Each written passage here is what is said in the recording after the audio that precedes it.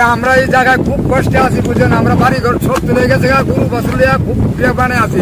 ফারাক্কা বাঁধের বয়স 50 বছর পেরিয়ে গিয়েছে এবং ফারাক্কা বাঁধের বিভিন্ন জায়গায় ফাটল ধরেছে। তবে কি সত্যি ফারাক্কা বাঁধ ভেঙে ফেলা হচ্ছে? বিভিন্ন রিপোর্টে বলা হচ্ছে ফারাক্কা বাঁধের আয়ু শেষ হয়ে যাচ্ছে। তাছাড়া এই বাঁধটি বাংলাদেশ এবং ভারত উভয় দেশেরই ক্ষতি করছে। তাই এই বাঁধটি থাকলে যেমন ভারত বাংলাদেশের ক্ষতি হবে, ঠিক তেমনি ভারত বাংলাদেশের সম্পর্ক নষ্ট হবে। তাই ভারত সরকারের উচিত এই বাঁধটি ভেঙে ফেলা। তো চলুন আজকের এই ভিডিওতে আমরা জেনে আসি ফারাক্কা বাঁধের ভবিষ্যৎ কি, ভারত সরকার এই বাঁধটি নিয়ে কি করবে। তার আগে চ্যানেলে যারা নতুন রয়েছেন তারা এখনই সাবস্ক্রাইব করে ফেলুন। এটি হচ্ছে বিখ্যাত ফারাক্কা শহর। এই নামটি এতটাই বিখ্যাত যে ফারাক্কা মানেই বুঝে নিতে হয় ফারাক্কা বাঁধের কথা বলা হচ্ছে। বাংলাদেশের রাজশাহী সীমান্তের 16.5 কিলোমিটার দূরে ভারতের ফারাক্কা ব্যারেজ গঙ্গা নদীর উপরে নির্মিত। এই বাঁধের বয়স 50 বছর পেরিয়ে গিয়েছে। দীর্ঘ 50 বছরে গঙ্গার পানি অনেক দূর পর্যন্ত গড়িয়েছে।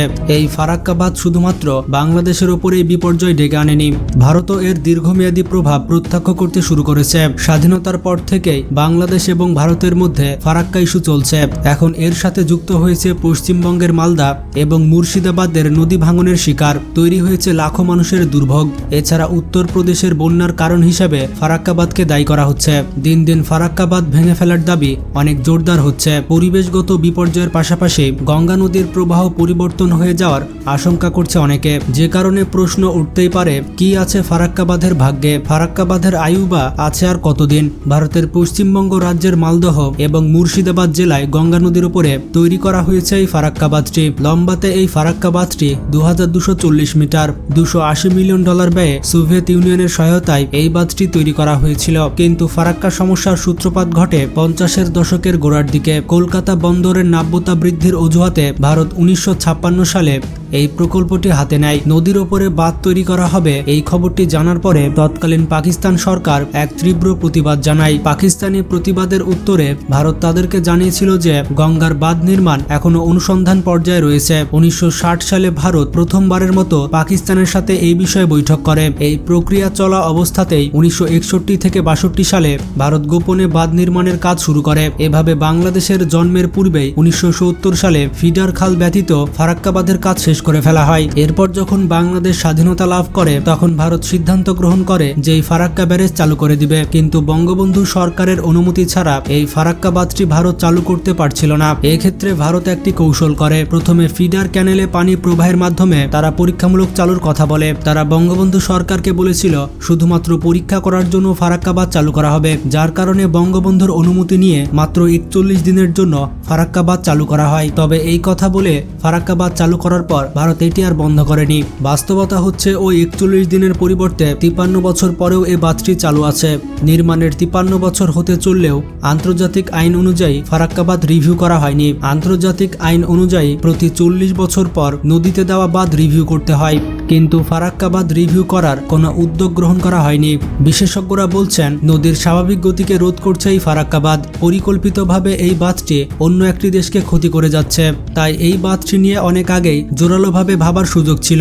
এর বিকল্পের চিন্তার দরকার ছিল, কিন্তু এর কোনোটাই করা হয়নি। আর এ কারণে দুই দেশে দীর্ঘদিন ধরে এত বেশি ক্ষতি হয়েছে। 1975 সাল থেকে 1992 সাল পর্যন্ত গঙ্গার পানি প্রত্যাহারের ফলে বাংলাদেশে ক্ষতি হয়েছিল 1,08,500 কোটি টাকা। এই বাঁধের কারণে বাংলাদেশ যেমন ক্ষতিগ্রস্ত হয়েছে ঠিক তেমনি ভারতও ক্ষতিগ্রস্ত হয়েছে। আর দীর্ঘদিন ধরে যারা ফারাক্কা বাঁধের প্রতিবাদ করেছিল যেমন মাওলানা ভাসানী, বর্তমানে তাদের দাবি সত্য বলে প্রমাণিত হয়েছে। ফারাক্কা বাঁধ চালুর পর থেকেই মালদহ এবং মুর্শিদাবাদে নদী ভাঙনের মাত্রা জ্যামিতিক হারে বাড়তেই থাকে। এই ফারাক্কা বাঁধের কারণে কত জনপদ যে ধ্বংস হয়েছে সেটা বলার মতো না। হাজার হাজার ঘরবাড়ি, বিদ্যালয়, মন্দির, মসজিদ ইত্যাদি পানির নিচে তলিয়ে গিয়েছে। প্রায় 40,000 পরিবার তাদের ঘরবাড়ি হারিয়েছে।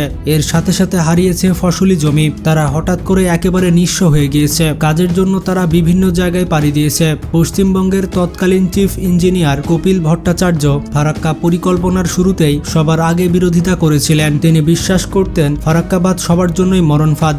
এছাড়া বিহারের মুখ্যমন্ত্রী নীতিশ কুমার 2016 সালে তার রাজ্যের বন্যার দুর্গতির জন্য দায়ী করেছিলেন ফারাক্কাবাদকেই। দিল্লির কাছে তিনি দাবি করেছিলেন এই ফারাক্কাবাদটি ভেঙে ফেলার জন্য। এছাড়া 2019 সালেও তিনি দাবি করেছিলেন এই ফারাক্কাবাদ ভেঙে ফেলার জন্য। বিহারের পানি উন্নয়ন মন্ত্রী সঞ্জয় কুমার ঝা বলেছিল, হয় ফারাক্কাবাদ ভেঙে দাও আর না হয় বন্যার পানি নিষ্কাশনের বিকল্প ব্যবস্থা করে দাও। ফারাক্কাবাদের বিরোধিতা করার জন্য এখন বাংলাদেশের মানুষের প্রয়োজন নেই। ভারতের মানুষ নিজেই চায় না ফারাক্কাবাদ থাকুক। তাই এখন উচিত ভারত বাংলাদেশের যৌথ কল্যাণের স্বার্থে ফারাক্কাবাদকে স্থায়ীভাবে ভেঙে ফেলার। এটাই হচ্ছে বাস্তবতা, আর এতেই দুই দেশের কল্যাণ রয়েছে। আশা করি আপনারা বুঝতে পেরেছেন ফারাক্কাবাদ বাংলাদেশ এবং ভারতের জন্য কোনো গলার কাটার থেকে কম কিছু নয়। তো কারা কারা চান ফারাক্কাবাদ ভেঙে ফেলা হোক এবং নদীর গতির প্রবাহকে স্বাভাবিক করা হোক? আপনারা যারা যারা চান কমেন্ট করে জানান। এতে করে বোঝা যাবে কতজন মানুষ ফারাক্কাবাদ ভেঙে ফেলতে চায়। ভিডিওটি বেশি বেশি বন্ধুদের সাথে শেয়ার করে তাদেরও জানার সুযোগ করে দিন। নিজে ভালো থাকবেন, অপরকে ভালো রাখবেন। আল্লাহ হাফেজ।